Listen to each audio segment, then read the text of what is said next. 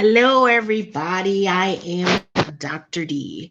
I hope you are available and understand some of the things we're going to talk about being a veteran and a woman.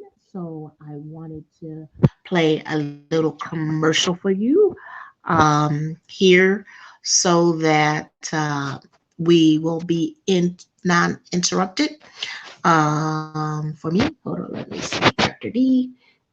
There you go. And we're going to do a commercial real quick. Give time, what do you give time for people to get in here today, if you will. So I'm going to do my little commercial. So we'll be back right after these messages from Food Alchemy Network.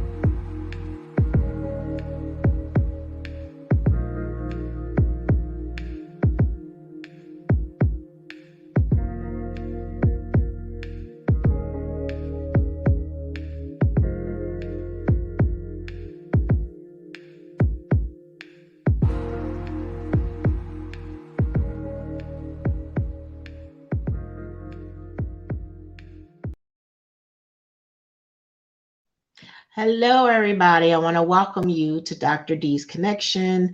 And I wanted to talk about veterans and some of the things that are covered and some of the things that are not covered as being a veteran. Okay, so let's talk about some of the things being a veteran and what it's all about. Number one, when most people think about veterans, they think of men and not women. And that's one of the problems. There has been women that have been serving in the service for a long time, even if some of them were nurses back in the Civil War. So there's always been women there to support different soldiers in some way or capacity in the service. A friend shared with me the things of being a veteran in some auxiliary, as men don't think that women serve. So something like the VFW, or some of them, you go in, they think you're auxiliary, like you're the wife of someone that served in the service. Even you the DD-14 is a paper that shows you a discharge to prove your service, the time you entered and the time you left, and your rank and other information that's pertinent as you're in the service. I am a veteran and I have served my country very well, you would think. And other fellow women veterans have served their country well. But let's talk about some of the things to get there, some prejudice. I'm going to talk from my experience. When I got in, I was surrounded by a military family.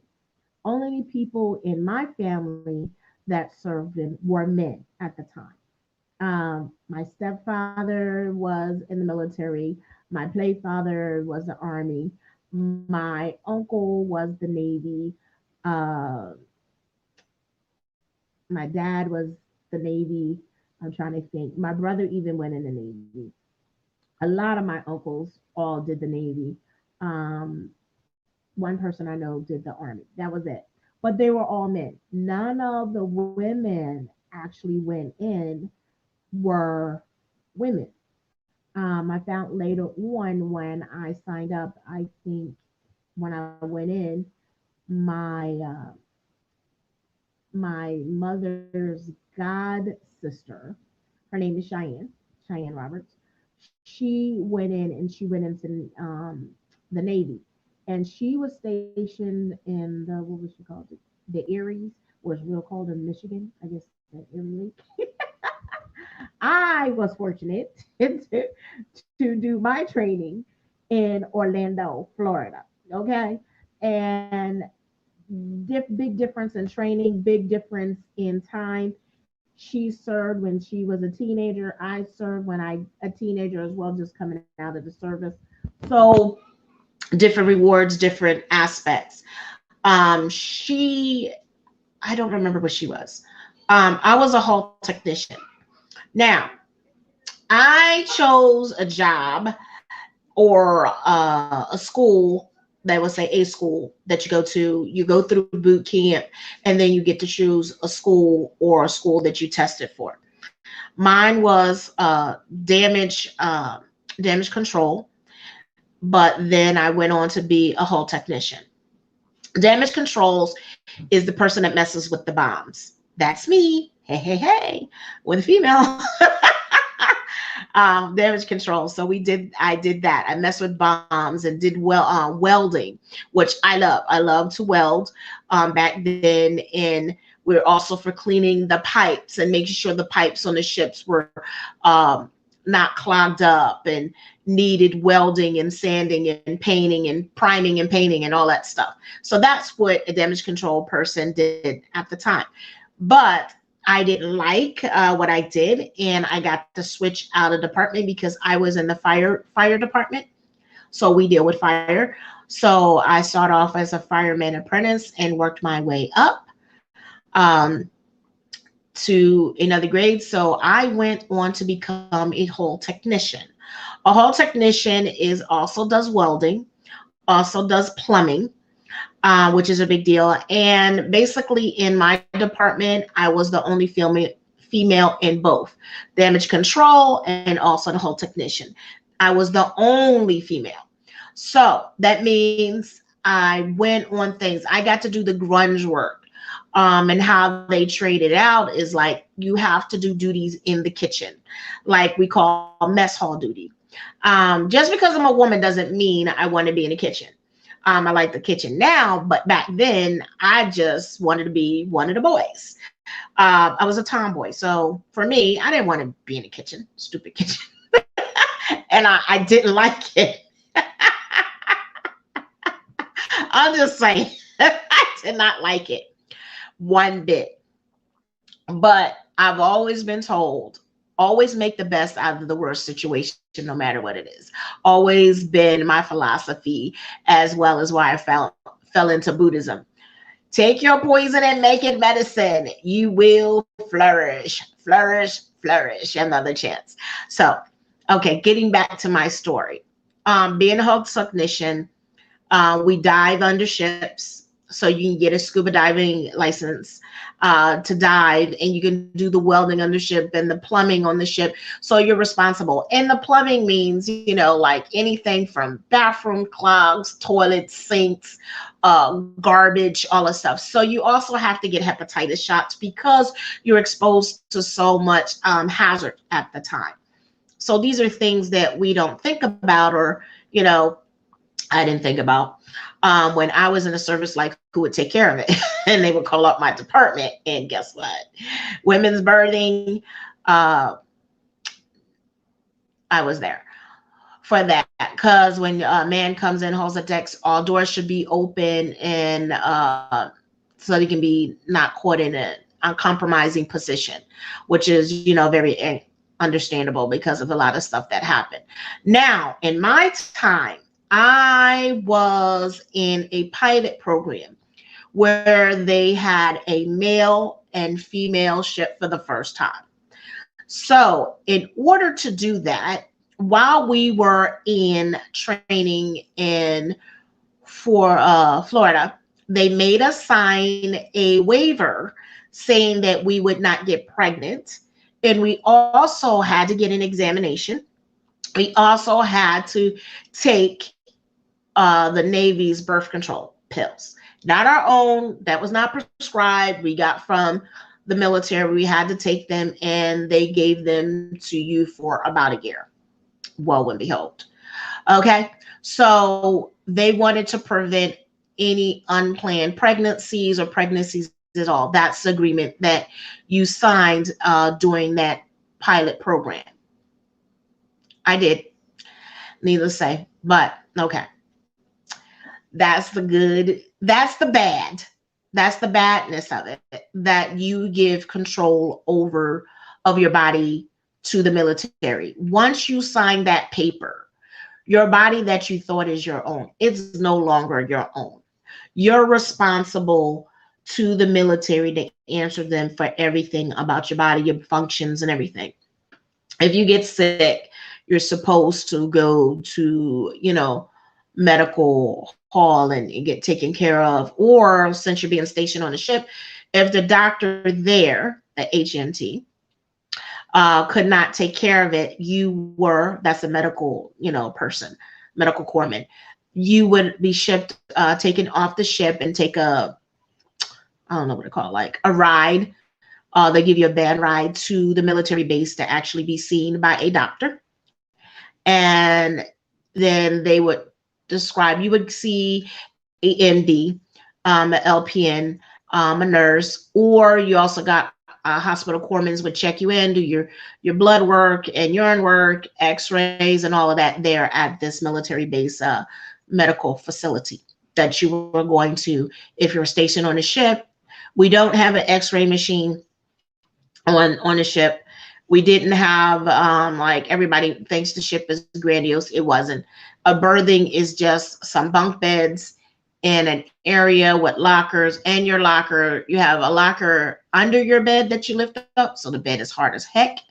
And then you have your locker that's beside you, and it's not even, I want to say it's maybe about 2 feet, what you can hang in there. Everything has to fit in there. Your uniform and your shoes a certain way. Same thing with your bed. You only have a little bit of room for personal items, not that much. And you have a lock and you lock your stuff. That is, what I experienced in my Navy being stationed on a ship. I was not stationed in a regular, house or whatever. I was stationed on a ship. So, and with those, you also get to go out to sea. So we did some what they call sea runs. We got to deliver some goods from one end to another. My ship's port was in Concord, California. So I got to be in Florida, and then I went straight to San Francisco. My ship was ported in San Francisco. My ship was called the U.S. Mount Hood AE-29. I found out they shut my ship down and they went to the shipyard. Beautiful people, some beautiful people and not so many beautiful people. As a woman, you can imagine being on the first mail ship, we encountered a lot of struggles. Struggles being that men thought the military was just for them.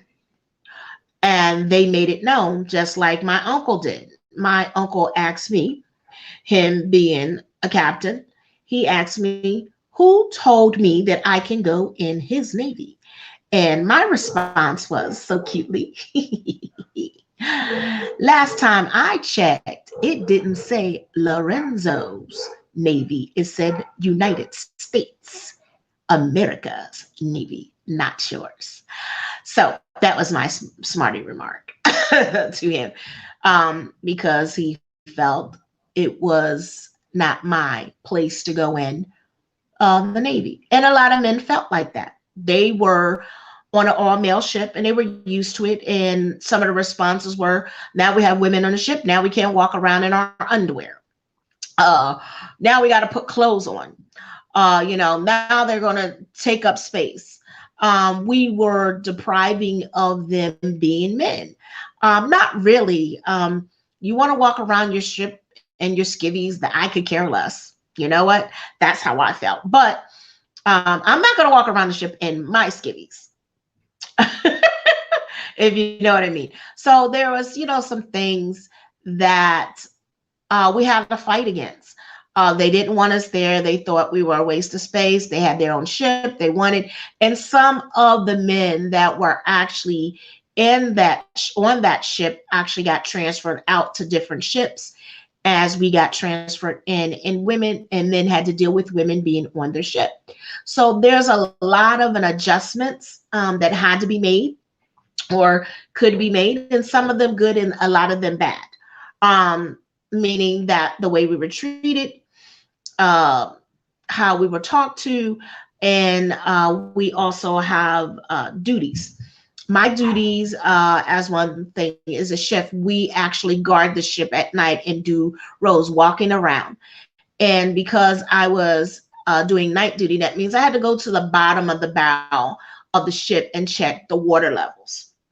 Um, so, like I said, I'm going to be very transparent. I am not going to hold anything back about this. I did my duty. I had a boyfriend on the ship. I got a guy. He was a big bodybuilder because at the time I was 18 and I was bodybuilding too. And they have a weight room. Men didn't want the women up there doing the weights. That's one of the things, the downsides. Some women, I'm going to say, some women went up there just to be cute to attract the guys. For me, I went up there to lift weights. I don't give two hoots what you're doing. That was just my attitude. You got to remember, I'm this 18-year-old and I'm a tomboy, and boys at that time, or men, because I still see them as boys, were not really men. They're men, and then there's boys, and there's boys with their toys. And that's how I looked at it. Men were there, and then there were boys that would make fun of and who and howl and whistle and all that stuff. For me, wasn't there. So I made it a point of getting with one of the guys that was a bodybuilder, that was built like a Mack truck.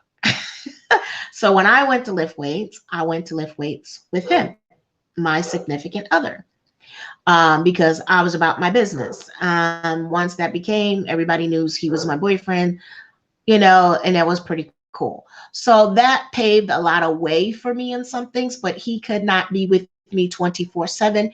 He could not protect me 24/7. And some of the things that were done to some of the women, me, like I said, I was telling you about walking in doing a night shift. I got locked down in the barrel of the ship with the water. Like I told you, we check the water perimeters of when it's rising, and we write down that as we're walking around the ship. And you're having to check different things. It just happened. My mate was not there. Um, and he was on vacation, and his friend actually knew that I was doing duty that checked on me when they thought it would be funny to lock me at the bottom of the ship. Joke, joke, joke. It's just a little harmless joke.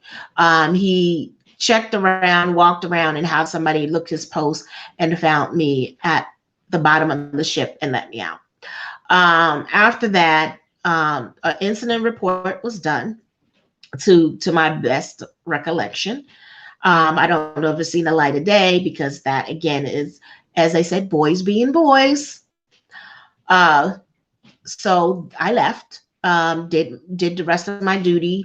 When I went down, I let him know that I was going down to the bottom of the ship, and he made sure that I was okay. So that shift went pretty good. Now, going back to doing welding, I'm talking to a guy, and he's being sarcastic and very nasty.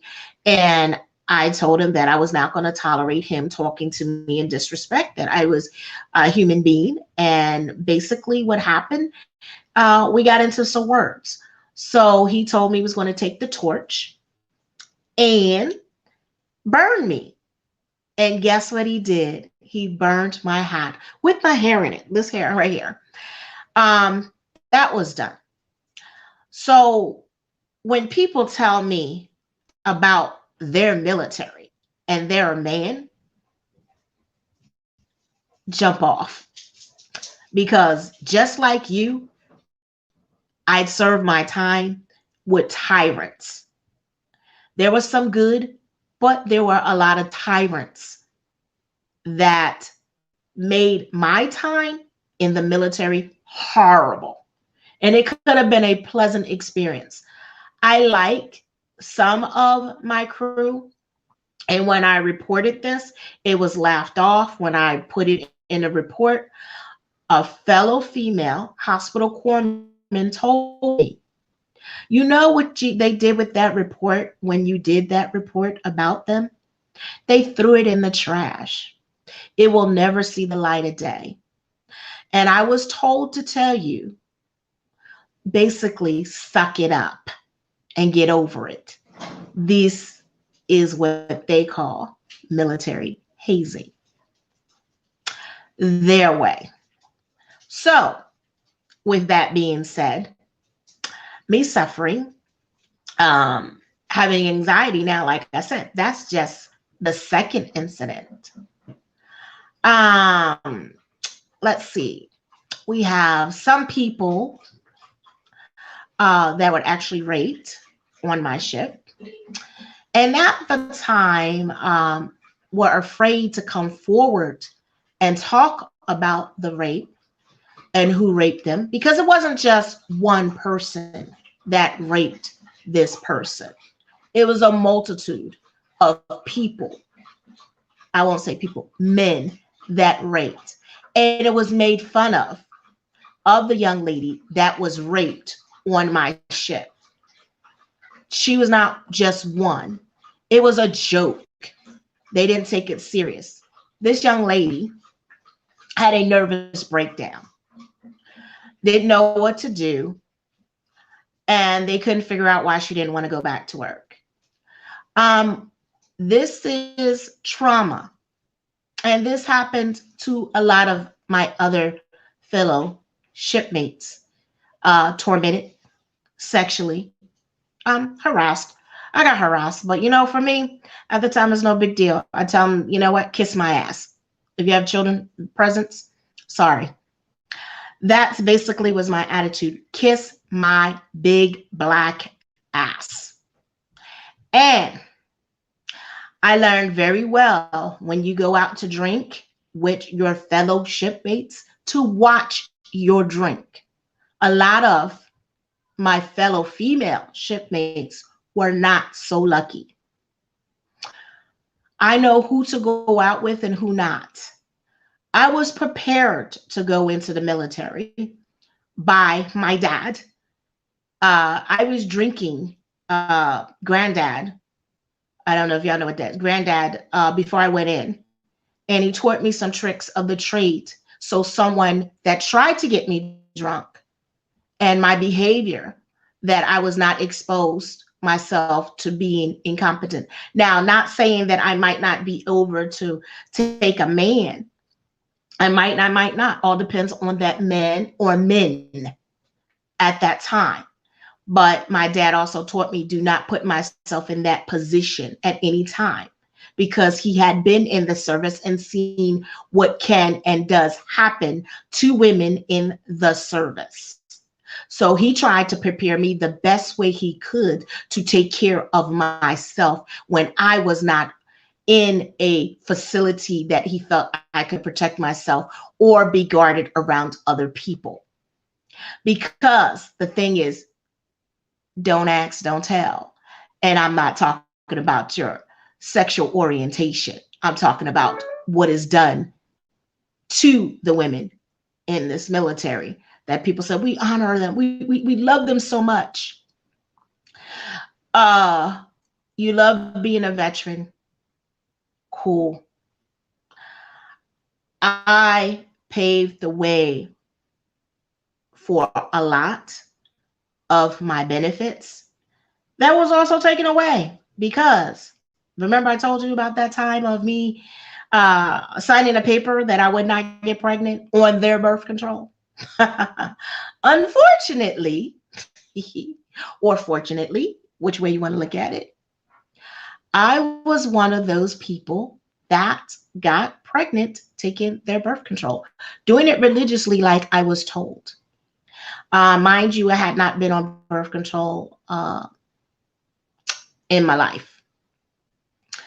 So that is it. Was a new experience, but I did what I was told exactly to the letter. And woman, behold, I got pregnant. Um, After that, I was transferred. We were in Desert Storm. I was transferred to Treasure Island, a holding tank, until I came back. And of course, me and uh, a colonel, don't remember what he was, a schmuck got into it, and he was being disrespectful. And I don't care who you are, what you are, I'm not going to tolerate anybody being disrespectful to me, uh, and saying things that are not appropriate.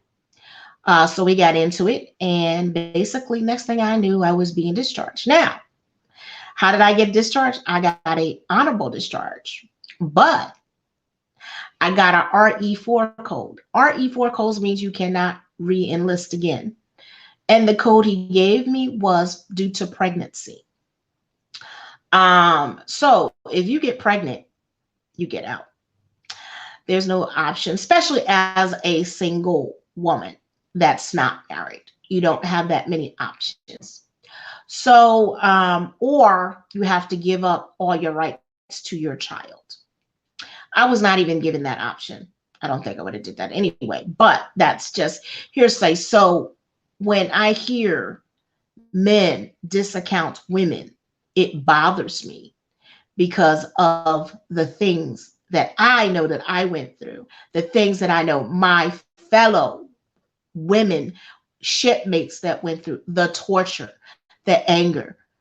It causes post traumatic stress. It causes the people that we think is supposed to have our backs and protect us that doesn't. It makes you look at things very wearily, and it brings trauma to the body in different parts in different ways. And it's hard to heal at times. So I say to you, why, why? And they don't know. All to be in the in men's game that other people have to suffer. Now, going on to my story. Getting out, I was discharged, and you pack your stuff, you go, they give you a ticket back to your home place of where you're going. And I, being from Philadelphia, signed up in Philadelphia, went back to Philadelphia, and I was discharged and pregnant and everything. Um, so I had a lot of little issues, trust, and what they called disorder attachment disorder. That's what they call it medically, meaning that I cannot stay in one place long. I basically do not, they would say, connect with a lot of people. I do and I don't. I can accept it or not accept it. You know what I mean? So those are just some of the things that was said about me after coming out. So when you go out, you're supposed to get a full medical work over. You're supposed to get your teeth done. You're supposed to get a full checkup so that anything, like the way you come in, the way you go out. So if there's any issues at all. But I didn't get that luxury. And insurance they supposed to have, I did not get. So it was a lot of stuff that was lost in my paperwork. So, and this happens to a lot of people getting out in the military, not just during my time, but all different times. When you're getting out, you don't know what to expect. You don't know what you're supposed to get. So I'm saying this for my women. Make sure if you're active and you're getting out, make sure that you get a full examination, get your full treatment before your time of discharge, so that afterwards you're not disaccounted. So if there's any pain, any ache and all or anything, get it looked at right then and there. That's a lot of stuff that they don't tell you. If you've been through anything, make sure. The one thing the military has taught me to take all my medical records wherever I go from place to place to place. If not, download them on a, well, back then we had this blue chip, blue fish chip or something. I forgot, it's called blue chip. And you take it with you. I would get my medical records actually copied and take with me from each doctor. Even as the years, I still do the same thing. I still get my medical report and ask them to send me a copy. And by law, you're allowed to do that in any hospital. After you finish your appointment, you can ask them to send you a copy of your doctor's visit, and they by law have to for that visit. As you requested, it is free. That's things they don't tell you. You are entitled to your medical report after you see each doctor. So they send it to you, or you can get it right there. Go to medical records, request it. It's free. Now, if they have to send it to somebody else, to another doctor's, it's free. But after the time, if you don't request it, they can charge you, and they'll charge you per page. Trust me, I know. So I'm very grateful for the military teaching me those things about getting my military record. Now let's go on about being a fellow veteran. I don't know if anybody have any questions. I myself was not aware that I was entitled to benefits until later. And someone said, you've been in the military, you could actually get medical coverage, or you could actually get this, or you could actually get that. Now, no one bothered to tell me anything. So I filed my report. We went through that, way back in 90, 96, 97, or 92 or whatever. And then at that time, which is so funny, there was a incident that came out that women on the ship had been raped. Women were traumatized. There was a big thing. Now it's called MST, military sexual trauma. Now, it's taken almost 30, 40 years to come about. Imagine the whistleblower, what she went through. But imagine the other people that never said anything, that dealt with the trauma, like they said, to suck it up, that have been raped, killed. Even some veteran women have been killed. But we don't acknowledge that. It's just something we don't speak about. So, as women, it's not always easy being in the military. And someone said, you know what? You chose to go into the military. Yes, I chose to go into the military, but I didn't choose to be tortured by my fellow men that was supposed to have my back. I didn't choose to be treated like a second class citizen. I thought I was entitled to all the rights that my other fellow mates got, medical coverage. But then I'm not saying they don't do that to the men. Some of them, they do that too. They don't know their rights as a veteran, coming out what you should do and how to get a hold. You don't find this later till 20, 40 years later. Or like me, I was told that I should have got a pension when I first got out for all the stuff that was done, all the stuff that was done to me. But look how long it took. It took 26 years for someone to look at the medical records, go all the way to the back when I first filed my report, first filed that report. And when that report was done, it was like, how in the heck am I going to get records from 30 years ago? Because do you know the time limit that a hospital holds your records? They only have to hold them for 10 years. Now we're talking something almost 20, 30 years. They by law don't have to hold that. They burn that to make room for more. Now, no record whatsoever. So where does that leave the person that, if they were told the right information as they're filing, where does that leave them? Then, if you don't have the right person to walk you step by step, to read, or to help you understand what they're looking for, you're still screwed. So you think you got something, but you in the end, you don't have a darn thing. Not a darn thing. So how do you go? You go back and they said, get a character letter written by people that seen you, that know you or whatever, or go back and, get a doctor to say that the military calls this something 20 years ago. Really? Seriously. It's easy, they say. You can do this. There's no problem.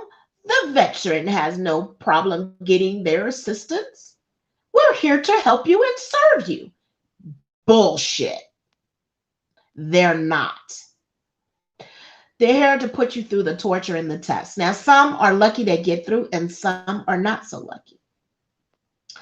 Now, some are just like, keep filing charges, keep filing charges. Guess what?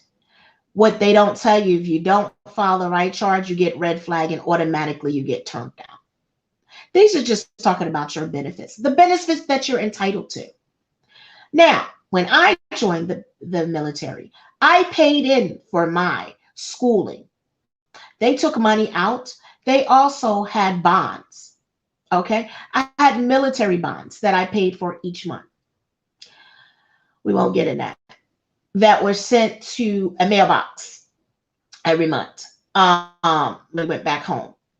Every month you would pay into that bond and see what you have. Um, Guess what? That was just that.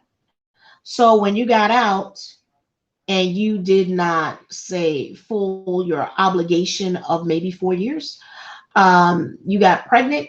Guess what? All that money that you put in, all that effort you put in, you're just giving a pat on the back and saying thank you very much for serving, but you're not entitled to jack, not housing, not money, not a pension. You just served your country. In what way? So when people come at me with their bullshit, I tell them to go suck an egg. I've served my time. I believe that I'm entitled to my benefits. And I was talking to another fellow veteran, and we were talking about it like, I've been doing this for 26 years, like, and I remember my dad said they eventually want you to give up. They eventually want you to give up. That is the game. You keep fighting, fighting, fighting, and eventually we tell you no, no, no. And you don't get the right person in your background to help you with the paperwork. You don't get your benefits at all. But if you get the right person that knows what they're doing, that's willing to help you, to willing to go to battle for you, you got a good one. I've happened to find that person, Mr. Parker, that actually went over and got my military records. Are you ready for this? My record, military record from the time I entered and the time I left, contains 3,771 pages. And right there in my military record of medical, it stated all the stuff that I mentioned in my record. But someone just went off of one person, and after that, they never looked at the record again. They just kept going by, well, this doctor said this, but it doesn't prove a point. It didn't go back and say this. I myself went through those pages and found pages after pages after pages after pages after of evidence. And I probably wouldn't have got that. I've been requesting my military records for a while, but no one could get my boot camp records. And finally, all of those records, like I said, 3,771 pages. A lot of pages, right? I went through those step by step by step by step, date by date by date by date. Now I have to go and get them copied, highlight, send it to them, and do it all over again. That is what it is to be a woman veteran, to prove your point. And it's hard, but you know what? It's so worth it. So, yes, after this proven, will I get my pension? Heck yeah. Will I get my benefits? Heck Yeah. So I say to my fellow veterans, fellow active women of duty, please look at your medical records. Please keep a copy, put it on a flash drive. If you see something, question it, talk to them, and bring it to their attention. Not later, not 20 years, 15 years. Bring it to their attention now so it's on record. If not, you're also entitled to look at your medical record and read them at the time you're active so you'll know what's going on and what is in your military record. I was not given that luxury or didn't even know to do that. So these are the things I'm telling you to do. So when you show up, you know what you have, you know what you're dealing with, and the people to look for. I would always go to the VA administrative building and deal with them and talk with them and have them file paperwork for me and trusting that they're going to do the right thing. And I don't have too much good to say about the American Legions. Sorry. The one in Phoenix was not good. Um, the lady that I had that was good. She was good. She was the one of me fighting for my pension, which I got for a while. And we were going to a hearing, and I had to travel from where I lived at and Surprise all the way to Phoenix. And we were ready for battle. And when I got there, she said they called her this morning and canceled the hearing. And guess what? My pension that they were going to cut, they did not cut. They basically gave it back. So, but years later, 2015, they took my pension back again. Anyway, so and made a thing of me not being entitled, blah blah blah blah blah blah, of time served. I should have did my full 4 year tour, and I did not, and that's okay. And I went against their regs of getting pregnant during that time. I can't help. I am a god, yes, but at that time I didn't realize I was God. I can create anything I want. I'm just saying. So, realizing what is in your military records, who to talk to, finding out sources that you're entitled to, not just through the VA, not through American Legion, not through the VFW, which is foreign affairs, foreign what is it, foreign something, VFW, foreign wars. I think that's what is VFW. I'm not quite sure. They got DAV, disabled American veterans. They have a couple of them that basically help you with your paperwork and can assist you with different things. But then they have other people on the side that, like I said, Mr. Parker, there that basically helped me go through, comb through, and pull out the evidence that was right there in our faces. And yes, going through these, reading these years ago, it does hurt. What I seen that I suffered and what I went as uh, a young adult, the trauma. But what it did is let me work on my shadow self. For you guys out there, don't know what it is. I worked on my shadow self and actually began to do the healing for myself. And it was a lot of work, but it was so worth it because the new profound thing of understanding who I am and what I'm capable of, I will say the military gave me gumption to not to give up when I'm faced against the odds. I keep fighting, I keep coming back, I keep coming back, I keep coming back until I get what I want. That is what it taught me. Everything that looks beautiful in the mirror is not beautiful. There's sometimes some ugliness and some smudge to that. But if you polish it well enough, beautiful.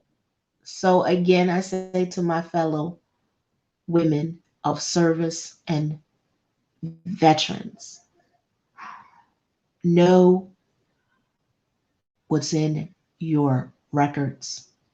Get with someone that if you need to file, go over it. If you suffer from post traumatic stress syndrome, get some counseling, get some help. If you suffer from military sexual trauma, they are now opening up where they have counselors that can actually help you.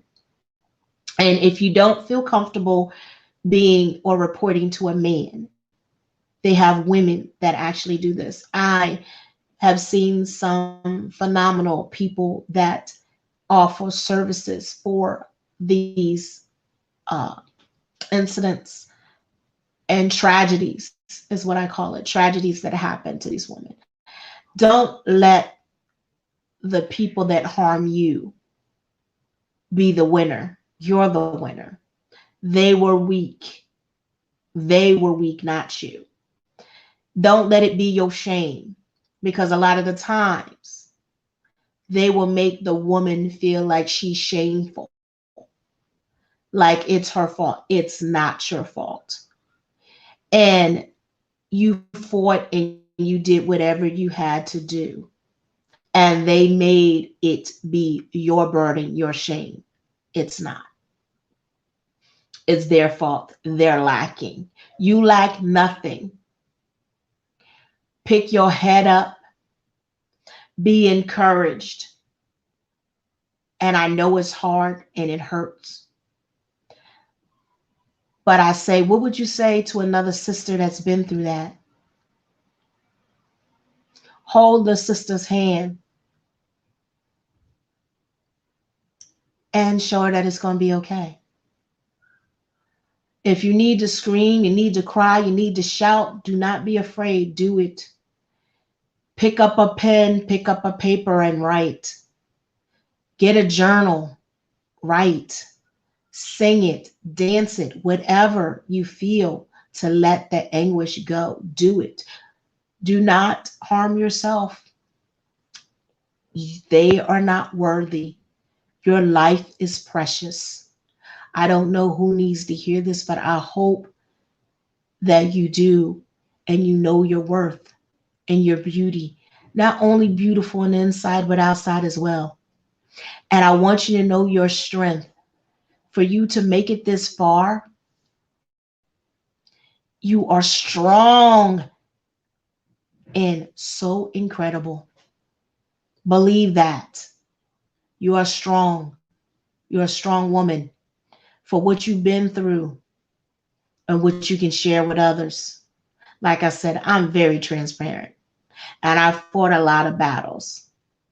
Now, like I said,